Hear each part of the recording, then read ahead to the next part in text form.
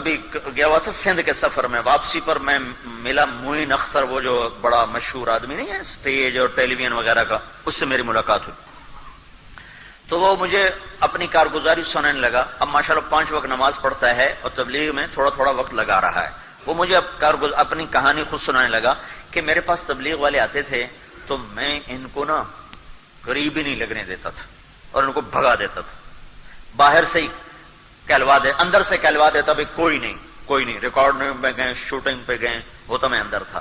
کہ ایک دفعہ ایسا ہوا کہ ادھر سے میری گاڑی آئی، ادھر سے ان کی گاڑی آئی، تو آمنا سامنا ہو گیا. تو مجھے اس وقت انکار کرنا مشکل ہو گیا. میں نے کہا آج ان کو ایسا سبق سکھاؤں گا پھر کبھی لوٹ کے میرے پاس نہیں آئیں گے. تو میں ان کو لے کر گیا اور کپڑے بدلے اور رات 10 بجے سے لے کر صبح 4 بجے تک میں مسلسل بولتا گیا اور وہ چپ بیٹھے سنتے رہے 6 گھنٹے.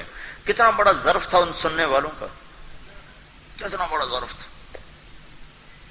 کہنے لگا میں نے سوچا اب یہ لوٹ کے میرے پاس کبھی نہیں آئے گا، میں نے اتنا ان کی ٹھگائی کر دینا ہوں بندے دے پتر تو میرے کو نہیں آتے ہیں.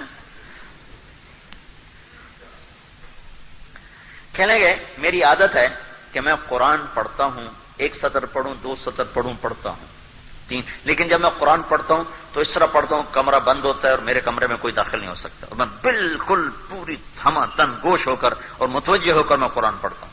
کہ اس بات کے چند دن گزرے تھے تو میں قرآن پڑھ رہا تھا تو یہ آیت میرے سامنے آئی، وَلْتَكُمْ مِنْكُمْ أُمَّةٌ يَدْعُونَ إِلَى الْخَيْرِ وَيَأْمُرُونَ بِالْمَعْرُوفِ وَيَنْهَوْنَ عَنِ الْمُنْكَرِ وَأُولَئِكَ هُمُ الْمُفْلِحُونَ.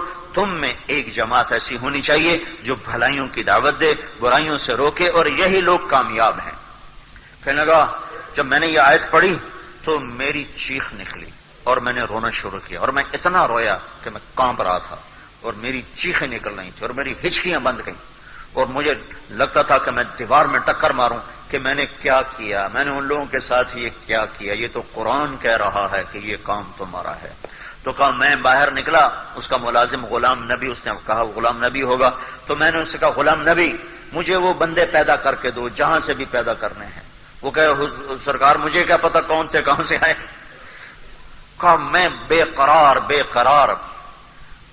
پھر یہ اللہ کا فضل ہے تبلیغ والے چھوڑتے تو ہیں نہیں. کہ چند دن گزرے تو وہ خود ہی آ گئے. کہا جی یہاں سے گزر رہے تھے، ہم نے کہا آپ کو ملتے جائیں. میں نے کہا میں تو تمہارے انتظار میں تھا اور میری بھول تھی، مجھے تو پتہ ہی نہیں تھا کہ میرا اللہ مجھے کہہ رہا ہے کہ اللہ کا پیغام لوگوں تک پہنچاؤ، میں تمہارے ساتھ ہوں.